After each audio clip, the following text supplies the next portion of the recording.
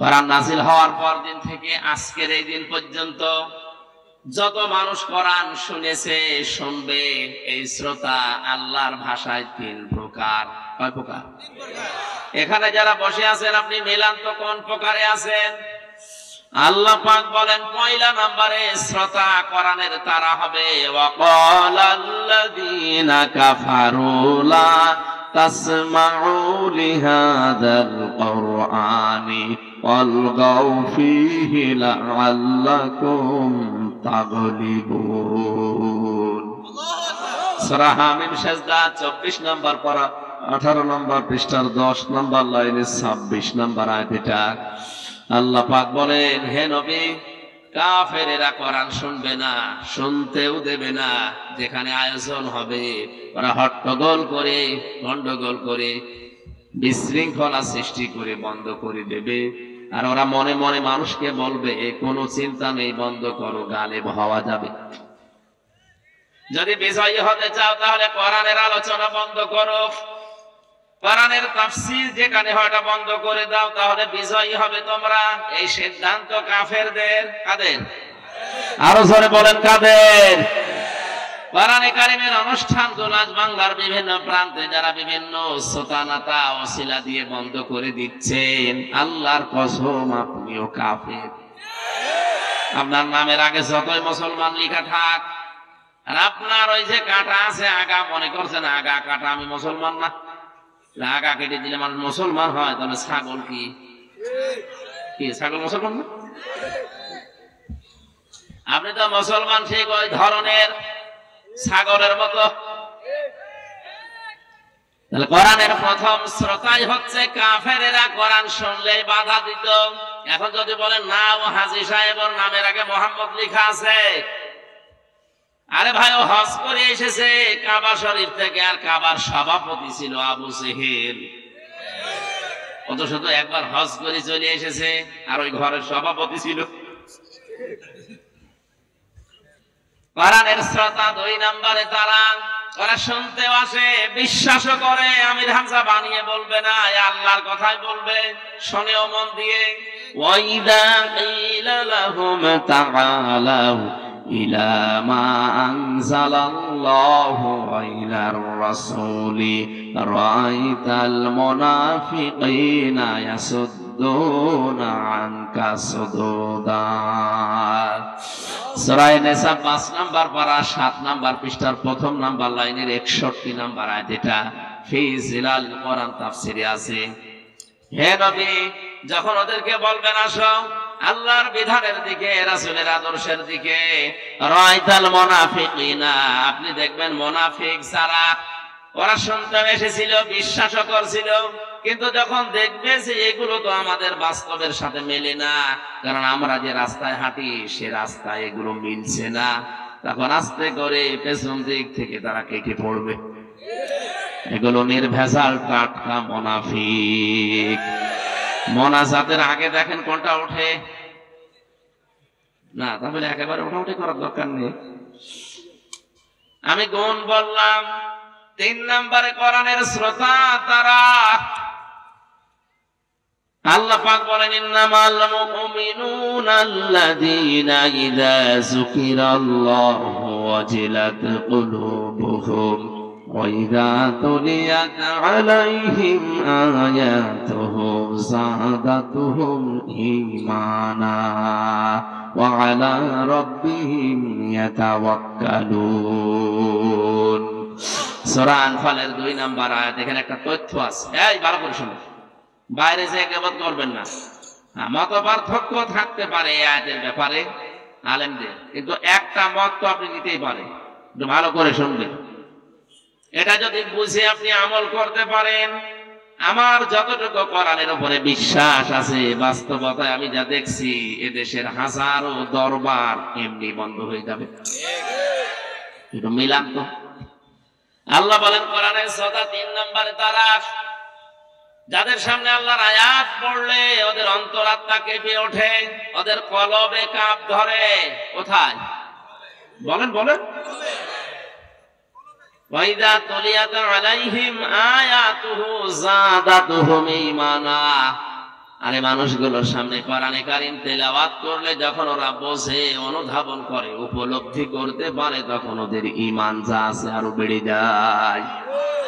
কোরআনের আলোচনা ঈমান বাড়ে ঈমানদারের। কার? আরো জোরে বলেন। এ কোরআন নবীজি আবু জেহেলের সামনেও পড়েছিলেন, আবু বকরের সামনেও পড়েছিলেন। দুইটার নামের আগে কি আছে? আবু। বলেন বলেন। এক আবু জেহেল কোরআন শোনার পরে ওর শয়তানি বেড়েছে, আর এক আবু বকর কোরআন শোনার পরে ওনার শয়তানি না, ওনার ঈমান বেড়ে গেছে। এখানে যদি আবু বকরের মতো মন নিয়ে বসেন, মাস্ট বি আপনার ঈমান বাড়বে। কি গ্যারান্টি আল্লাহর? যাদাতুহুম ঈমানা, ঈমান বাড়বে। কিন্তু আবু জেহেলের মন নিয়ে যদি কেউ বসে, ওর ঈমান না, ওর শয়তানি বাড়বে।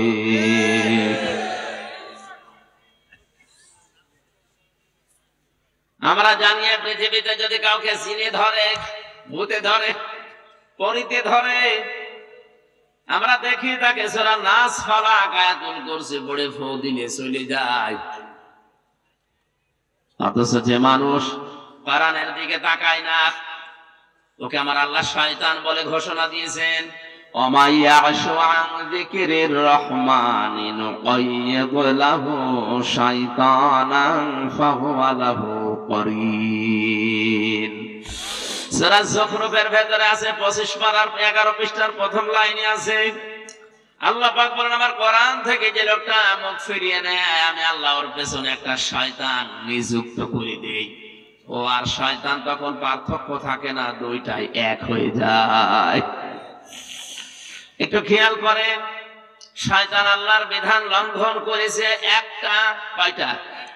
বলেন না কেন? কিন্তু আল্লাহর বিধানের বাইরে নতুন করে কোন আইন বা বিধান ও বানায়নি। আল্লাহ বলেছিলেন সেজদা দে, দেয়নি, এতটুকুই। কথা বলে না কেন? ওকে আল্লাহর আইনের বিরুদ্ধে নতুন করে কোন আইন বানিয়েছে? বলেন বলেন না। ওর দোষ ছিল একটা, যে মানে নাই আল্লাহর একটা বিধান। এই জন্য আল্লাহকে মারদুদ, শয়তান, রাজিম, কত কিছু বলে জান্নাত থেকে দূর করে দিয়েছে। দুইটা জিনিস থেকেও বঞ্চিত, কোনোদিনও ক্ষমা পাবে না, কোনোদিন জান্নাত পাবে না। একটা বিধান শুধু মানে নাই, নতুন করে কোনো কিছু ওই বিধানের বাইরে তৈরি করতে যাবে, করে নাই। কিন্তু যে মানুষ আল্লাহর শ্রেষ্ঠ সৃষ্টি দাবি করার পরে আল্লাহর আইন মানে না, আল্লাহর এগেনস্টে নতুন করে আইন বানিয়ে পরিবার, সমাজ, রাষ্ট্র চালাতে চায়, এটা তো শয়তানের দাদা। জিন শয়তান আয়াতুল কুরসি, নাস, ফালাক পড়লে চলে যায়। আর এরকম শয়তান যারা আছে, এদেরকে পুরা কোরআন পড়িয়ে ফু দেবে। সুতরাং আল্লাহর আইনের বিরুদ্ধে যারা আইন বানাচ্ছেন, আল্লাহর কোরআনের এগেইনস্টে যারা নতুন নতুন নিয়ম নীতি বানিয়ে দুনিয়ার মানুষকে শান্তি দিতে চান, শান্তি আপনি দিতে পারবেন না, আর অশান্তির দাবানাল চলবে। এর একটা প্রমাণ এই শরীফ থেকে শরীফা। আপনি হয়তো টের পাচ্ছেন না কোথায় যাচ্ছে এটা। সকালবেলা একটা লোক বলল আমি শরীফ, বিকালে বলছে না আমার শরীফা মনে হচ্ছে। আপনার মনে হোক, এ পর্যন্ত থাকলেও তো ছিল। এটা যদি রাষ্ট্রীয় ভাবে আপনি কায়েম করে ফেলতে পারেন, সংসদে, হাইকোর্টে যদি এটা পাশ হয়ে যায়, কি হবে বুঝতে পারছেন? বিকাল বেলা বলবে আমি তো শরীফা, আমার এই মহিলা হোস্টেলে সিট দিন। কি কথা বলেন? দেওয়ালান। আপনি যদি বলেন না দেব না, আপনার এগেইনস্টে মামলা হবে। এখন যে মহিলা হোস্টেলে আপনার মেয়ে আছে, আপনার বোন আছে, আপনার ফুফু আছে, যত শরীফা দাবি করুক না কেন, মাল তো শরীফ, মাল শরীফ না। ওরা যদি ওখানে থাকতে দেন ঠিক থাকবে। একজন প্রশ্ন করছে, যুবক যুবতী এক জায়গায় থাকা জায়েজ আছে কিনা? জায়েজ আছে, কিন্তু থাকবেন কি করে? আপনি তো থাকবেন না, থাকবে। যুবক যুবতী এক জায়গায় ঘুমানো জায়েজ আছে কিনা ফতোয়া দেন। ফতোয়া দেব কি? আপনি কি ঘুমাবেন? আপনি ঘুমাবেন? আপনি শরীফ থেকে শরীফা হয়ে মহিলা হোস্টেলে সিট নিয়ে আপনি ঘুমাবেন? পরবর্তী প্রজন্ম যা আসবে সব জারজ আসবে, সূক্ষ্ম ষড়যন্ত্র করে আমাদেরকে লূত আলাইহিস সালামের জামানার ওই জাতির মতো বানাতে অনেকে চেষ্টা চালাচ্ছে। এই সমকামিতারও বলছে না এটা হিজরা। কে বলেছে হিজরা? হিজরা এটা শারীরিক সমস্যা। আর এই সমকামিতা যারা প্রমোট করছেন এটা কিন্তু আপনার মানসিক সমস্যা। মানসিক বিকৃতি করে ফেলেছেন আপনি। আল্লাহর বিধানের বাইরে নতুন করে বিধান চালু করতে চাচ্ছেন, তার সৃষ্টিকে আপনি পাল্টিয়ে দিতে চাচ্ছেন। অনেকে আজ বিভিন্ন জায়গায় দেখা যাচ্ছে ডাক্তার দিয়ে, অনেক মেয়ে পর্যন্ত সার্জারি করে নিজের শরীরের গঠন পাল্টিয়ে কোন কায়দায় যেন লজ্জা স্থান পাল্টিয়ে ওরা ছেলে হওয়ার চেষ্টায় আছে। পারবেন না, কিয়ামতের আগে এটা সম্ভব না। কেন সম্ভব না বলেন তো? সূরা আলে ইমরানের 6 নম্বর আয়াতে আল্লাহ দলিল দিচ্ছেন, ওয়াল্লাযী ইউসাউবিরুকুম ফিল আরহামি কাইফা ইয়াশা লা ইলাহা ইল্লা হুয়াল আজিজুল হাকীম। আধুনিক যে তাফসীর গুলো পাওয়া যায় দেখবেন ওখানে আছে, তিনি সে আল্লাহ যিনি মায়ের রেহেমের ভেতরে তোমাদের আকৃতি তৈরি করেন। তাহলে আকৃতি বানানো, এই গঠন বানানোর দায়িত্ব কার? আরো জোরে বলেন কার? কোরআনে কারীম প্রমাণ দিচ্ছে, ফালিয়ামযুরিল ইনসানু মিম্মা খুলিকা মিম্মা দাফিক ইয়াখরুজু মিন বাইনিস সুলবি ওয়াত তারাইব। সূরা তারিকের ভেতরে আছে, আল্লাহ পাক বলেন মানুষকে নজর করে দেখে না যে কি জিনিস দিয়ে তারে বানালাম। বাবার স্ফলিঙ্গ দিয়ে দ্রুত গতিতে বের হয়ে যাওয়া এক ফোঁটা নাপাক পানি দিয়ে ওর জন্মের উৎস। এটা শরীর থেকে বের হলে শরীর নাপাক হয়ে যায়, গোসল ফরজ হয়ে যায়। পৃথিবীর কোন মার্কেটে দোকানে যার 4 আনাও দাম নেই আছে? কেউ ফ্রি দিলেও নেবে? বলে না কেন? এটা বের হওয়ার সঙ্গে সঙ্গে মায়ের রেহেমের ভেতরে যখন যায়, বিজ্ঞান এখন প্রমাণ করছে এক একটা ফোঁটার ভেতরে কম পক্ষে 40,000 মানুষ বানানোর ক্ষমতা আছে। বাবার স্ফলিঙ্গ থেকে মায়ের রেহেম পর্যন্ত যেতেছে, জরায়ুর সাথে ধাক্কা লেগে দেওয়ালের সাথে তাল লেগে অনেকে পুড়ে মারা যায়। রেহেম পর্যন্ত পৌঁছাতে পারে হয়তো 1টা 2টা 5টা 7টা 13টা পর্যন্ত বাচ্চা এই দুনিয়ায় ক্যালিফোর্নিয়া একজনের হয়েছে।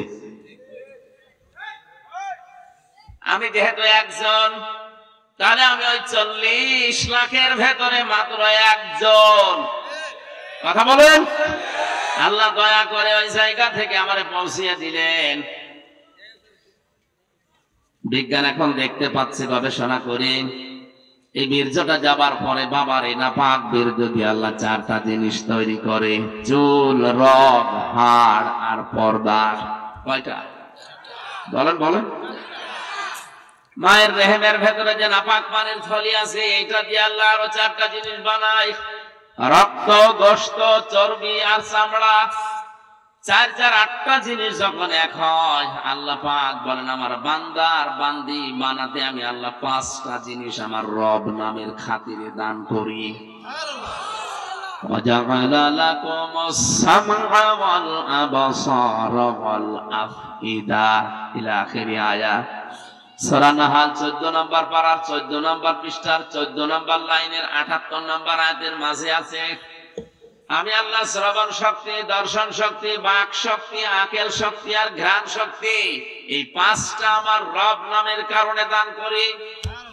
দিনাজপুরবাসী মগজ যদি থাকে মাথায় চিন্তা করেন, আল্লাহ যদি ওই সময় একটাও কম দিত, আপনি হতেন কিন্তু অপূর্ণাঙ্গ। দর্শন শক্তি যদি আল্লাহ না দিত, আপনি কানা হয়ে দুনিয়ায় আসতেন। কথা বলেন না কেন? অনেক কানা দুনিয়ায় আসে না। আপনি যদি কানা হতেন তখন বুঝতেন কি ঠেলা।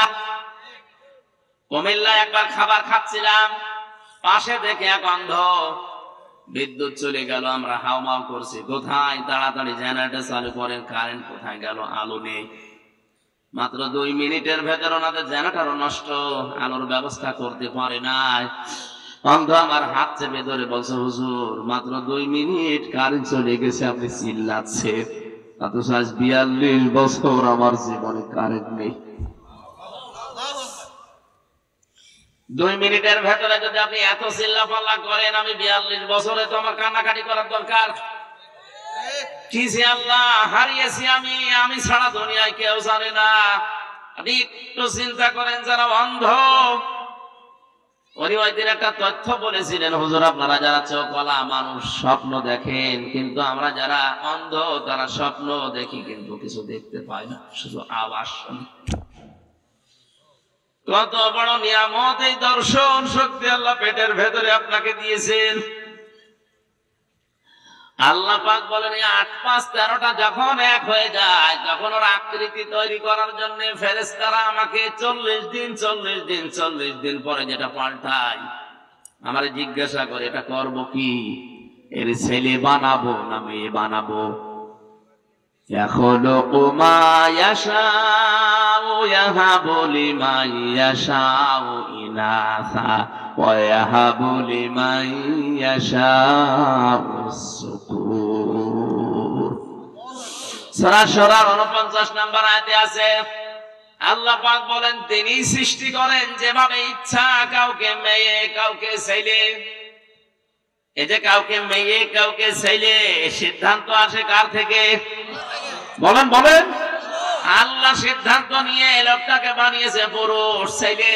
এ যদি এখন বলে না আল্লাহর আইন আমার ভালো লাগছে না, আমি মেয়ে হয়ে যাব, আল্লাহর চাইতে বেশি বুঝি। সুতরাং পাগলামি যারা করছেন আপনারা থামেন। আপনারা কোন উদ্দেশ্যে করছেন কেউ ধরতে না পারলো, আলেমরা ধরে ফেলেছে। জাতিকে আপনারা আল্লাহর গজবে ফেলার জন্য চেষ্টায় আছেন। লোক নবীর জামানায় এই গোনাটা চালু হওয়ার কারণে আল্লাহ তাদেরকে ধ্বংসই শুধু করেননি, ওই জায়গাটা ডেড সি, মৃত সাগর বানিয়ে দিয়েছে জর্ডানে। এখনো পৃথিবীর ইতিহাসে আছে না নেই? ওখানে কোনো কিছু ডোবে না, সব বেঁচে থাকে। আপনি নিজে দেখে আসেন। এই গজবে যদি বাংলাদেশেও গ্রাস করে আর চালু হয়ে যায়, আল্লাহর কসম এই সমকামিতার কারণে বাংলাদেশটা আল্লাহ ডুবিয়ে দিতে পারে। এমনিতে ডোবার ভেতরে আছি আমরা। কক্সবাজারের যে বিশাল সমুদ্র, আমার মনে হয় 50 হাত উঁচু হয়ে যদি একবারে পানি আসে, এই দেশটা আর খুঁজে পাওয়া যাবে না। আপনি কার ভরসায় কাজ করেন? একটু ভয় আসে না মনের ভেতরে?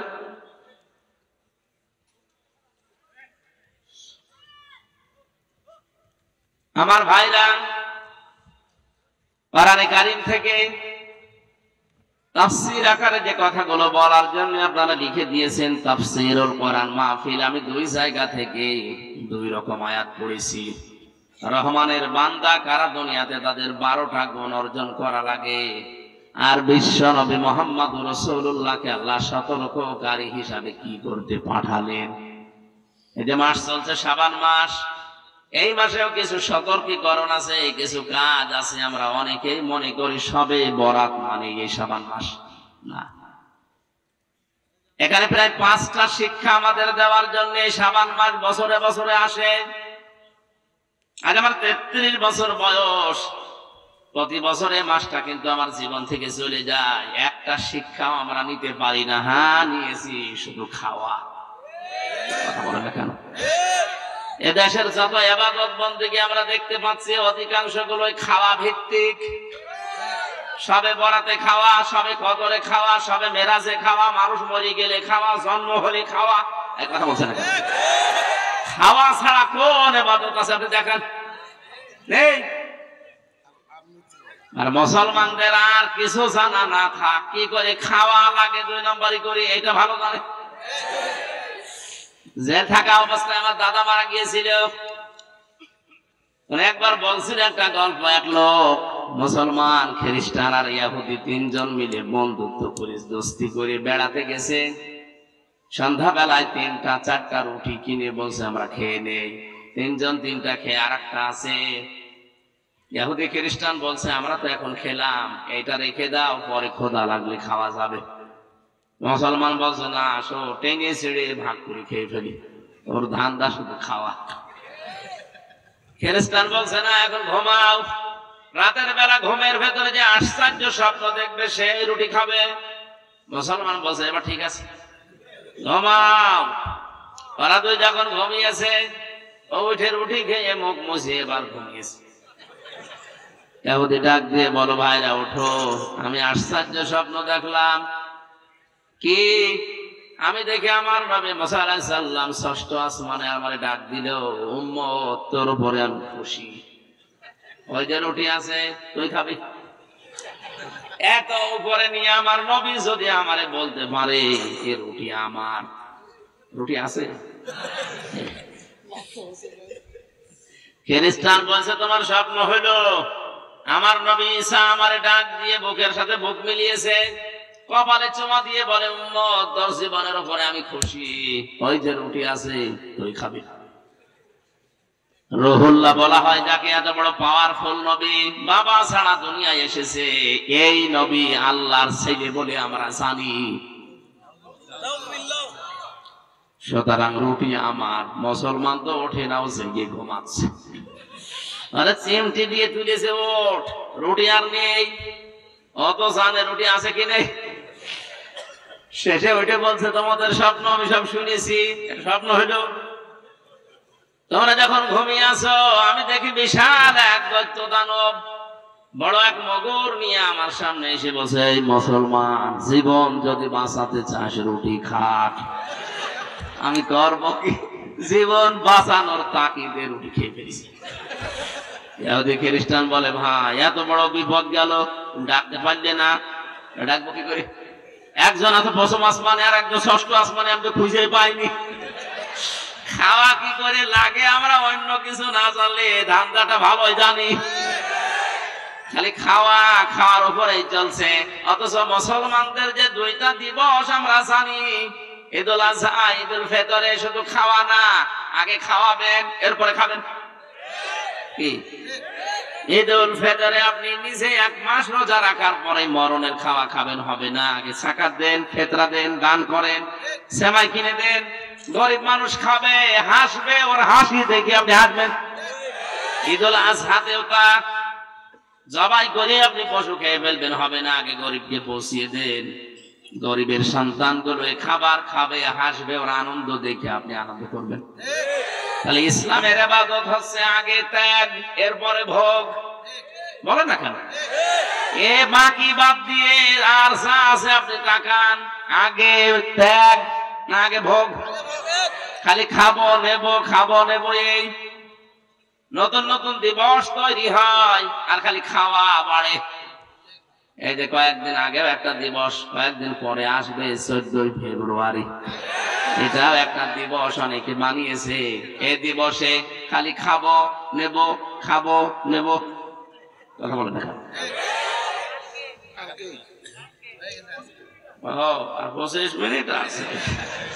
এনাকে অনেকে এখানে টাকা পয়সা 1 বছর ধরে গুছিয়েছে, উনি ওই শরীফাকে ফুল কিনে দেবে। এ দিবস মুসলমানদের জন্য না, মুসলমানদের দিবস শুধুমাত্র ওই দুইটা। কান খাড়া করে শোনেন, যত বড় গুরুত্বপূর্ণ মানুষ আপনার জীবন থেকে হারিয়ে যাক, সর্বনিম্ন আপনি সব পালন করবেন 3 দিন। কয়দিন? বলেন। হ্যাঁ, মহিলার যদি স্বামী মারা যায় 4 মাস 10 দিন, সেটা আলাদা। পৃথিবীতে আর যারা যায় হারায়, সে মা হোক, বাবা হোক, ছেলে হোক, মেয়ে হোক, নেতা হোক, যদি হারিয়ে যায়, মারা যায়, তার জন্য শোক পালন করা সর্বোচ্চ কয়দিন? আর আমরা এমন মানুষ হারায়, তার জন্য শোক চলছে, কিয়ামত পর্যন্ত চলবে, তাও শোক শেষ হবে না। কোন জায়গা থেকে আপনি ইসলাম নিয়েছেন? আমি আশা করছি আপনার বিবেকের দরজায় ধাক্কা লাগবে।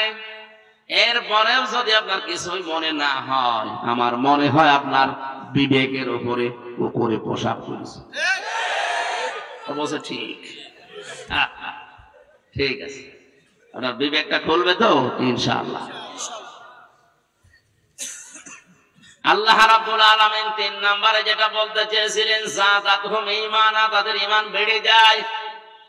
তাহলে আল্লাহর আইন মানে নাই, কিন্তু নতুন করে আইন আর বানায়নি। এই জন্য আল্লাহ তাকে মারদুদ, রাজিম, শয়তান, বের হয়ে যা, দূর হয়ে যা, ক্ষমা পাবি না, জান্নাত পাবি না, এত কথা বলেছে কোরআনে। আর যে মানুষ আল্লাহর আইন মানে না, আল্লাহর আইনের বিরুদ্ধে নতুন করে আইন বানায়, বলেন তো এটা আল্লাহর কাছে শয়তানের চাইতেও খারাপ কিনা? আমি আর নিচে নামলাম না, এরপরেও আপনি না বোঝার ভান করে আছেন আমি জানি, কিন্তু যারা বোঝার তারা বুঝেছে।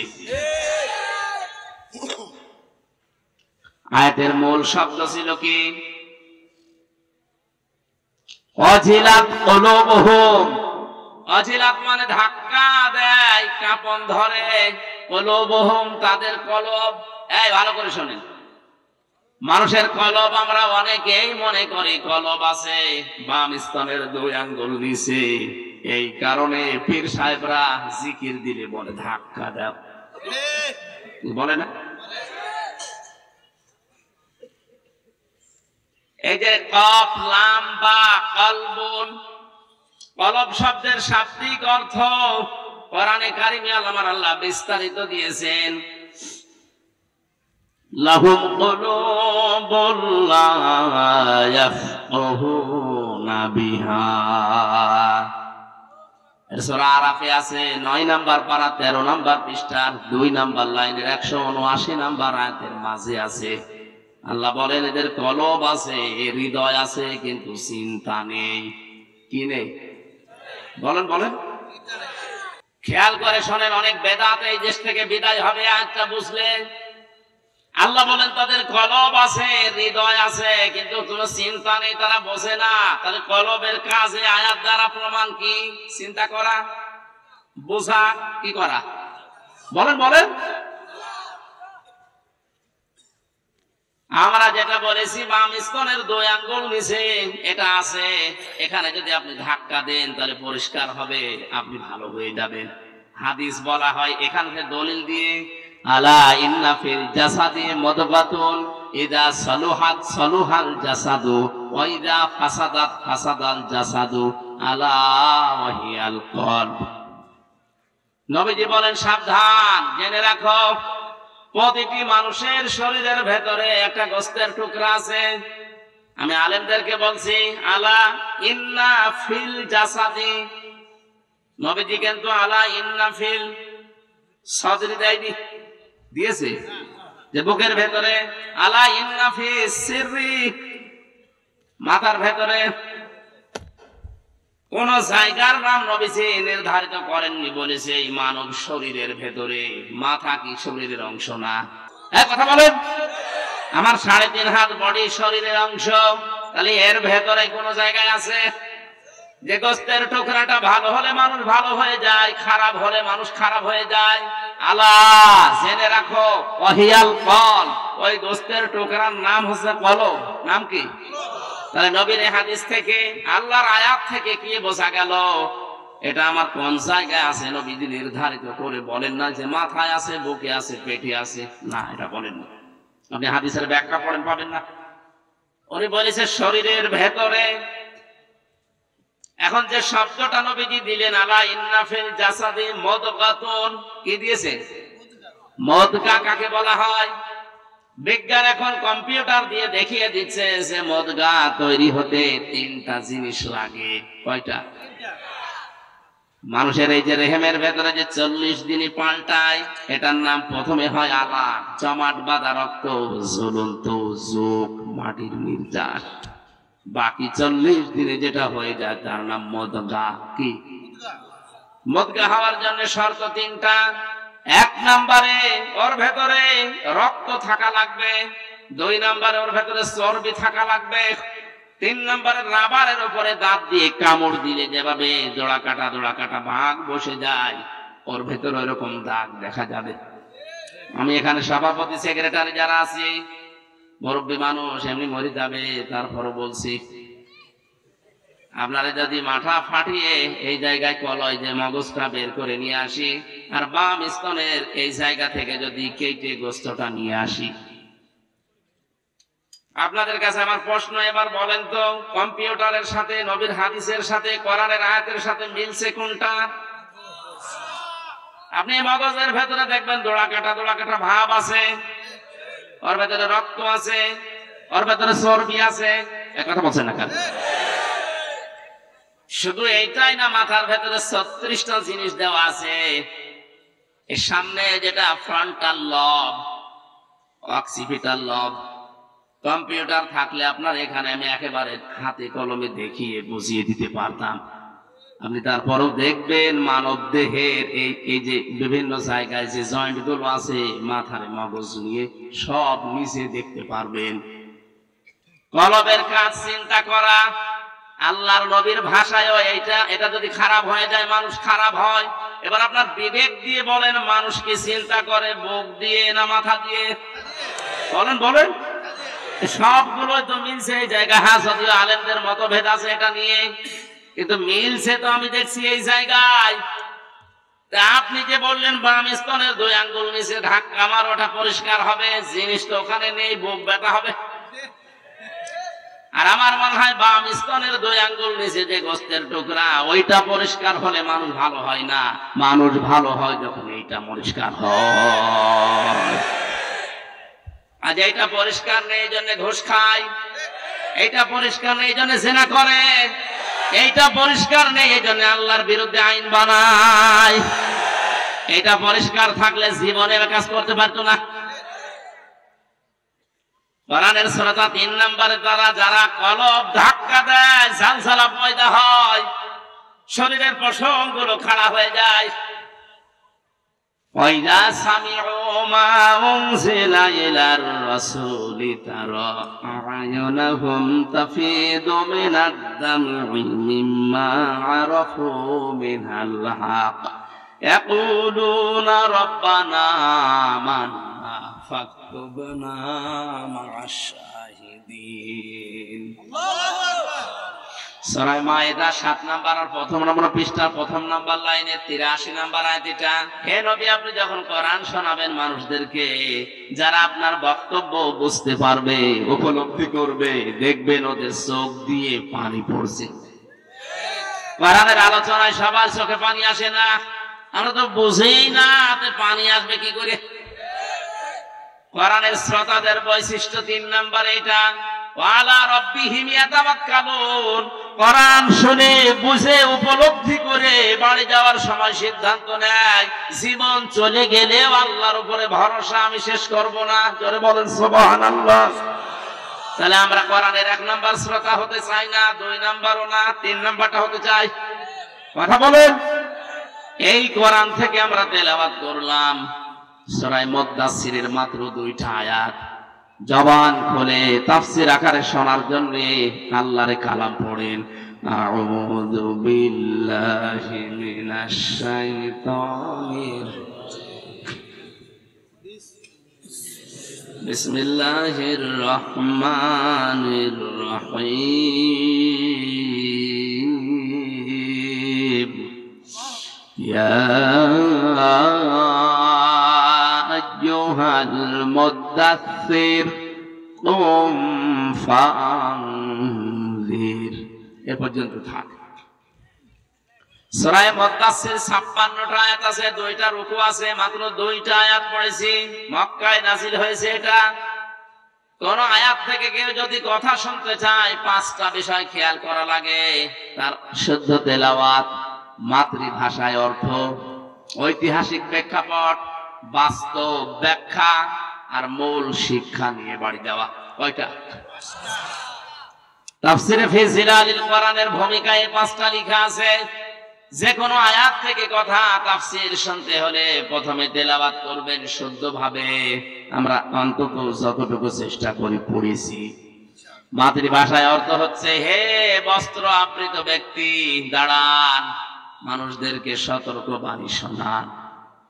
ঐতিহাসিক প্রেক্ষাপটের ভেতরে পেয়েছি, বিশ্বনবী সর্বপ্রথম 5টা আয়াত পেয়েছিলেন 40 বছর বয়সে। কয়টা? এখান থেকে একটা শিক্ষা আছে। জ্ঞানী মানুষ যারা আছেন তারা খেয়াল করেন। ফেরেশতা জিবরাইল এসে সর্বপ্রথম তাকে বলেছিলেন ইকরা ইকরা ইকরা। উনি 3 বার বলেছিলেন মা আনা বিকারি, আমি পড়তে পারি না। বলেছিলেন না? বলেন কেন বললেন? তিনবার ওনাকে বুকে চাপ দিয়েই বলেছে পড়ো। উনি বলছেন আমি পড়তে পারি না। কেন পড়তে পারেন না? চতুর্থবার যখন বললেন ইকরা বিসমি রাব্বিকাল্লাযী খালাক, নবীজি কিন্তু তখন পড়া আরম্ভ করেছিলেন। প্রশ্ন করলেন জিবরাইল, এতক্ষণ পর্যন্ত কেন তুমি এ কথা আমারে বললে না যে পড়া লাগবে কার নামে? তুমি খালি প্রথম থেকেই বলছো পড়ো পড়ো, তো কি পড়বো, কার নামে পড়বো?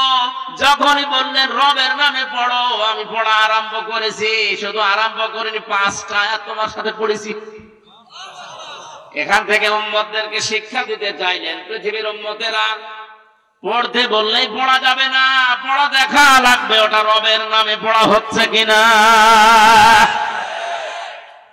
আজ আমাদের সিলেবাস গুলোর দিকে তাকান তো, রবের নামে পড়া আছে?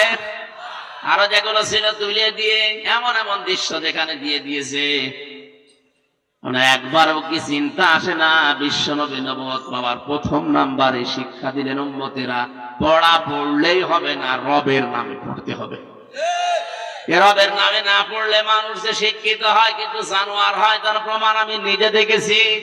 এ চোখে দেখলাম একজন ওযু করছে, 5.5 বছর 6 বছরের ছেলে পায়ে পানি ঢেলে দিচ্ছে ছাত্র। ওস্তাদের পায়ে, শিক্ষকের পায়ে ময়লা আছে, এই জন্য ছোট্ট হাত দিয়ে পরিষ্কার করে দিচ্ছে পানি ঢেলে। আমি এইটাও দেখেছি এই চোখে। ভার্সিটিতে ক্লাস চলছে, শিক্ষককে ছাত্র জুতা দিয়ে পিটাচ্ছে যে শালা তোরে মেরেই ফেলবো। শিক্ষক বলছে বাবা তুই আমারে মাফ কর, জীবনে আর ক্লাস নেব না। বলছে না শালা তোরে আমি দায়িত্ব দিলাম, তুই করলি না, তোরে মেরেই ফেলবো। এটাও ছাত্র, ওইটাও ছাত্র। এটা কেবল শুরু করেছে, এ মানুষের মতো মানুষ হচ্ছে কারণে পড়েছে ইকরা বিসমি রাব্বিকাল্লাযী খালাক। ও পড়েছে কার নামে? আরো জোরে। আর ওইটা মাস্টার্স করার পরেও জানোয়ার হয়ে গেছে। কোরআনের শিক্ষা যাদের ভেতরে নেই ওরা যে জানোয়ার আমি নিজে দেখে এসেছি। আপনি মনে করছেন 33 বছর বয়স আর কি দেখেছেন, কি দেখেছে আপনি টের পাচ্ছেন না। বাস্তবে এমন এমন মানুষের সাথে সময় কাটিয়েছি, ওগুলো মানুষ বললে গোনা হবে। সর্বোচ্চ বিদ্যাপীঠ থেকে মাস্টার্স করে এসে ওই জায়গায় ওই চেয়ারে বসা, কিন্তু মানুষের সাথে এমন আচরণ করে, আমার নিজের সাথে যদি এটা করে এই লোকটারে ধরলে কি করত? অথচ লোকটা মাস্টার্স করা। কোরআনের শিক্ষা, রবের শিক্ষা নেই, এই জন্য মানুষের পরিবর্তে হয়ে গেছে শিক্ষিত শয়তান। না এটা ওস্তাদকে কেউ জোকা দিয়ে পিটাতে পারে? নবীর এই শিক্ষা আমরা যদি উম্মত হিসাবে দিতে না পারি, আগামীতে আপনি যে প্রজন্ম রেগে যাচ্ছেন ওটা আপনার জন্য রব্বির হামহুমা কামা রব্বায়ানি সাগীরা দূরের কথা, কবরের পাশে এসে দাঁড়িয়ে প্রসাব করবে। এজন্য রবের নামে শিক্ষা ব্যবস্থা চালু করা দরকার, এটা আমাদের ঈমানের দাবি। 96% মুসলমানের দেশে যদি রবের নামে পড়া শুরু না হয়, আমি পড়বো কার নাম নিয়ে? সুতরাং আমাদের শিক্ষা ব্যবস্থায় 1 থেকে মাস্টার্স পর্যন্ত 100 মার্কের কোরআন এবং হাদিস আমরা মাস্ট বিচাই। ইন্নাদ দীনা ইনদাল্লাহিল ইসলাম। বিসমিল্লাহির রহমানির রহিম। ইকরা বিসমি রাব্বিকাল্লাযী খালাক। এগুলো মনোগ্রামে লিখে দেন। এগুলো বাদ দিয়ে কি লিখেছে ও নিজেও বোঝে না, যাদের বোঝায় তারাও বোঝে না। প্যাক আরম্ভ করেছে। আশা করছি আপনি বিবেক দিয়ে শুনছেন, যারা উপলব্ধি করছেন। আর যারা শোনার পরে যাদের কলব নেই, মরে গেছে, উমর মানুষের সামনে বলা আর না বলা সমান। আমার ভাইরা, আমি কলবের পরিচয়টা দিতাম না, এই কারণে দিয়েছি যারা আজ মানুষকে ধোঁকা দিয়ে বোকা বানিয়ে বাম স্তনের 2 আঙ্গুল নিচে গোস্তের টুকরা কলব, এটা ধাক্কা মারো পরিষ্কার হবে, এই কথা বলে পরিষ্কার করাছে। জিনিস যদি ওখানে না থাকে, কারণ চিন্তা করে মানুষ মাথা দিয়ে, আর মগজের যে সিস্টেম মদগার সাথে মিলছে মাথা, এটা মেলে না। তাহলে এই ব্যবসাগুলো আজ বাংলাদেশে যারা বিভিন্ন মরিদ নিয়ে করছে, যে ধাক্কা লাগাও, ও যখন বুঝবে কি ধাক্কা লাগাবো, এখানে তো জিনিস নেই, আমার বুক ব্যথা হবে, আমি আরো দলে নেই, তখন ওদের দরবার এমনি বন্ধ হবে। তখন ওই সময় তোরা আমির হামজাকে দেখতে পারবে। কথা বলে না, এই জন্য বলো পীর বিরোধী। কিসের পীর বিরোধী? আপনি ঘন্টামি করে খাচ্ছেন। চট্টগ্রাম সিলেট বিভাগে গরম সন্নি ঠান্ডা সন্নি নাম নিয়েছে, কাজ কামার নেই। আমার স্টেজে কত আলেম বসে থাকে, তারা ভুল ধরতে পারে না। ওর নামের আগে পীরে কামেল লেখা আছে, ও ভুল ধরে বসে আছে। ওর পেটে বোম মারলে অর্থনীতি কারে বলে ইসলামী, ও বলতে পারে না। 48,000-এর উপরে পীর। আমি অহংকার করে বলছি না, আল্লাহর কসম আমি অহংকার করে বলছি না। 48,000 পীর আছে দেশে, হাতে গোনা কয়েকটা বাদ দিয়ে ইসলামী অর্থনীতির যে নিয়ম নীতিগুলো আছে 27টার উপরে যদি কেউ বলতে পারে আমি বলে দেব। অথচ বিশাল হক্কানি দরবারের ডিলার নিয়ে বসে আছে। মোশারাকা কি, মোদারাবা কি, মোরাবাহা কি, এক একটা আবার 6 প্রকার, 5 প্রকার, 3 প্রকার, ও কিচ্ছু জানে না। ইসলামী যে অর্থনীতি একটা চ্যাপ্টার আছে, এটা যে একটা ইবাদত, ও জানেই না, পীর হয়ে বসে আছে। অথচ নামাজের পরে আল্লাহ যাকাত ভিত্তিক অর্থনীতির কথা দিয়েছেন না দেননি? কয়বার? 82 বার। কয়বার? আপনার কাছে নামাজের মাসলা মানুষ নিতে আসে মুরিদেরা শিক্ষক হিসাবে। পীর মানে শিক্ষক, পীর মানে কি? মুরিদরা আপনার কাছে অর্থনীতি, যাকাত কি, এটা নিতে আসবে না? আপনি তো সিস্টেমই বলছেন না, ব্যাংকিং ব্যবস্থা কি, এটা কিভাবে জবাব দেবেন? আপনি এই জন্য ধোকা দিয়ে বোকা বানিয়ে ওরে বলছে তুই জিকির কর, তোর কলবে ময়লা, কিছু নেই, আন্দাজ। আল্লাহর এই নামকে যারা পরিবর্ধন করে জিকির করাচ্ছে, আপনার ডবল শাস্তি হবে। এটা সূরা ফুরকান 19 নম্বর পারার 4 নম্বর পৃষ্ঠার 13 নম্বর লাইনে আছে, ওয়াল্লাযীনা লা ইয়াদউনা মা'আল্লাহি ইলাহান আখার। এই যে মা মানে সঙ্গে, আল্লাহকে ডাকে কিন্তু আল্লাহর পাশাপাশি অন্য কাউকে ডাকে। আজ বিভিন্ন জেলাতে, বিশেষ করে ব্রাহ্মণবাড়িয়া, কুমিল্লার ওই লাইনে আল্লাহকে কিছুক্ষণ ডাকার পরে পরে দেখি মাঝে মাঝে ইয়ালি বাবা, শাহ আলী বাবা, খাজা বাবা, একথা বলছেন। এগুলো প্রকাশ্য শিরক এবং কবিরা গুনাহ। আল্লাহ ছাড়া কারো নামে জিকির করা জায়েজ নেই। বলেন না কেন? রাসূলুল্লাহর নামে কোনো জিকির নেই। কেউ যদি বলে ইয়া রাসূলুল্লাহ, ইয়া রাসূলুল্লাহ, গুনাহ হবে। জিকির হিসাবে শুধু আল্লাহর নাম, আর রাসূলের নামে হবে দরুদ। বলেন বলেন, কথা আর পায় না। বলে রাসূলের কোনো মহব্বত নেই, রাসূলকে খাটো করে। তোমার এত মহব্বত, জীবনে কোনোদিন রাজপথে তোমার দেখলাম না। রাসূলের মহব্বত না থাকলে 3 বছর আমি অন্ধকারে কাটালাম এই কারাগারে। কি খেলা করার জন্য কাটিয়েছি? যত মহব্বত সব ওর ভেতরে। এই শয়তানদের কোনো কাজ কাম নেই, তো কি করবে? মানুষকে ধোঁকা দিয়ে বোকা বানিয়ে উল্টা পাল্টা কথা বলে খালি সময় নষ্ট করে। নবীজি এই শিক্ষা নিয়ে বাড়ি আসার সময় বলেন তো, এই তথ্য যদি ফাঁস হয় যে আসলে তো এ ধোঁকা, এ ভুয়া, এই তিশার, এই যে কি নাম জানো, মোস্তাক, এর যেমন ভুয়া ভুয়া বলে তারা দিয়েছে, এ পীর গুলোকে ভুয়া ভুয়া বলে দরবার ছাড়া করবে। কারণ এখন তো অধিকাংশ মানুষ শিক্ষিত হচ্ছে, ওরা যখন দেখবে কম্পিউটারের মাধ্যমে আরে তো মেলছে না, এত সব বানিয়ে বানিয়ে ধোঁকা দিয়ে বোকা বানাচ্ছে, তখন ওদের রাগ। ওরা তো বুঝে ফেলেছে যে হামজা সেই জায়গায় আঘাত করছে, এই জায়গা যদি প্রকাশ হয়ে যায়, আমি যে ব্যবসা করে খাচ্ছি, ব্যবসা মাঠে মারা যাবে। কথা তোলে অনেকে যে কিয়ামতে এক এক পীর নাকি লক্ষ লক্ষ মুরিদ নিয়ে আসবে কিয়ামতে। কে বলেছে? পুরো মিথ্যা কথা। কিয়ামতে প্রতিটি মানুষ আল্লাহর সামনে দাঁড়াবে স্রেফ একা একা। সূরা মরিয়ম 16 নম্বর পারা 10 নম্বর পৃষ্ঠা 15 নম্বর লাইনের 85 নম্বর আয়াত, 95 নম্বর আয়াত আছে, ওয়াকুল্লুহুম আতিহি ইয়াউমাল কিয়ামাতি ফারদা। কিয়ামতে প্রতিটি মানুষ আল্লাহর কাছে দাঁড়াবে কয়জন করে? আর যেই লোকটা আয়াতের বিরুদ্ধে কথা বলে যে কিয়ামতে আমার পীর সাহেব লক্ষ লক্ষ মুরিদ নিয়ে আসবে, এটা কি আয়াতের সাথে মেলে? বলেন বলেন। এই যখন বুঝে ফেলে তখন বলে যে হামজা পীরদের বিরোধী, এরে আর আসতে দিও না। যে জিনিস যত ভালো তার নকল বের হয় তত বেশি। পীর সাহেব তো ভালো জিনিস, পীর মানে শিক্ষক। আপনি যেটা জানেন না ওনার কাছে জেনে নেবেন, জানবেন কি করে, নিজেই তো জানেন।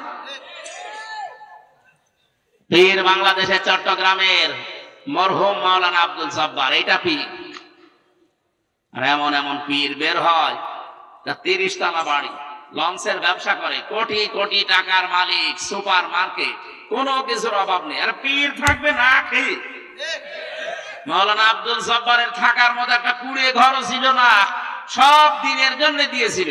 আর আমরা এমন পীর, সুপার মার্কেট আমার, জোরে বলেন সুবহানাল্লাহ। এই ব্যবসায় যখন ভাটা পড়বে, মানুষ যখন জেনে ফেলবে, কারণ এটাই রেকর্ড হচ্ছে, কালকে সারা দেশে ছড়াবে।